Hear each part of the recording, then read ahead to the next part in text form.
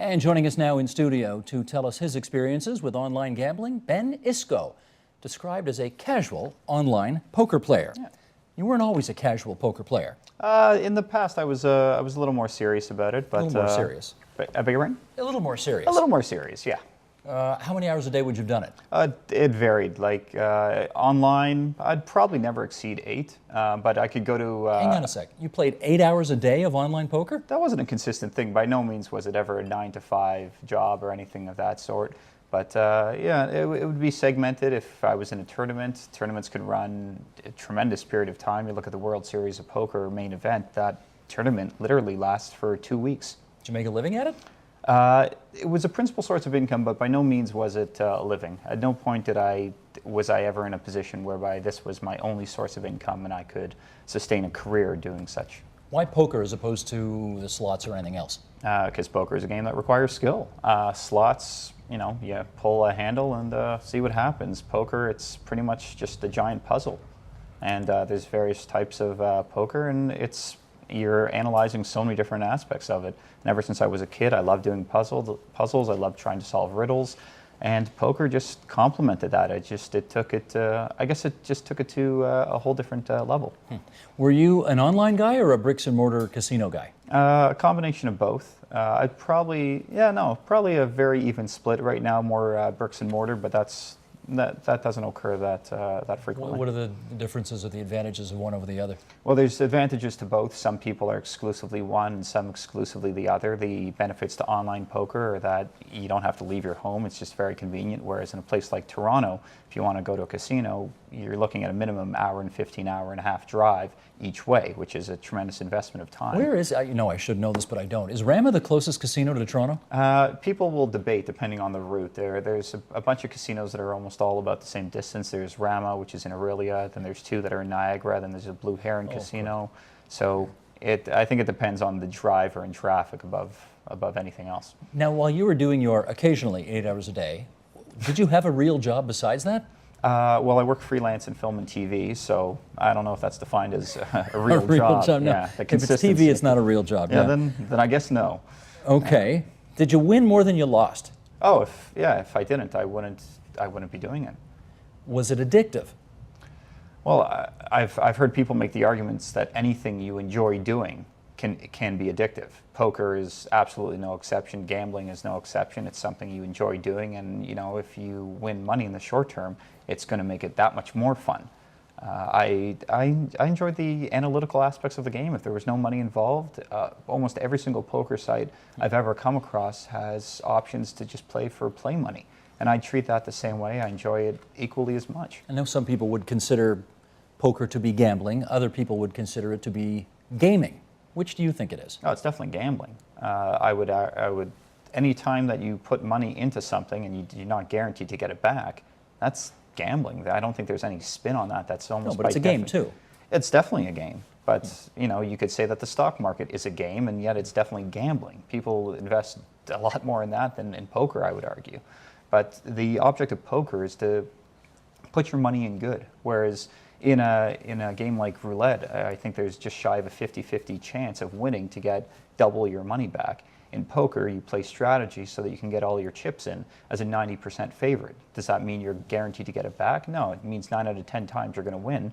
But if you're unlucky to get that 1 out of 10 times, you're going to have a losing session. Did you ever, though, Ben, do this to the point where you thought, I have a bit of an unhealthy regard for what I'm doing? Oh, whenever you have a losing session, you'll have that thought. And yes, I definitely did. I moved down to Vegas for 2 weeks at one point and tried doing this full time. How'd that go?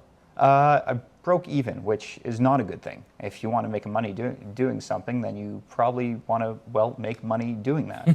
So needless to say, that was actually one of the more challenging experiences in my life. Do I regret doing it? No, it was terrific, but it was very challenging. Are your folks around? My folks, yeah. Are they dead? No, that's what I mean. Are they alive? No, they're alive. I'm pretty sure they're watching it now, and my mom's probably patting my father. Oh my God, he mentioned our name. Actually, I mentioned their name, so just correct the record. But I guess I Okay. wondered, You can take credit for that. were they nervous about what you were involved with there? No, I think they encouraged it. I'm sure there was some concern when it's, you seem to furrow your brow when I mentioned 8 hours on a given day online. And I think any parent would have that same concern. They spent money putting me through private school and high school and then university. Yeah, I don't think parents are really looking at, I want to sit in front of a computer all day, check raising people. So you did notice my eyebrows go up when you said 8 They hours. did. It sounded like a lot to me, but listen, what do I know? Again, I want to emphasize that wasn't a consistent thing, but there were days when that could happen. A single tournament could last 4 hours. Did they ever consider your poker playing excessive?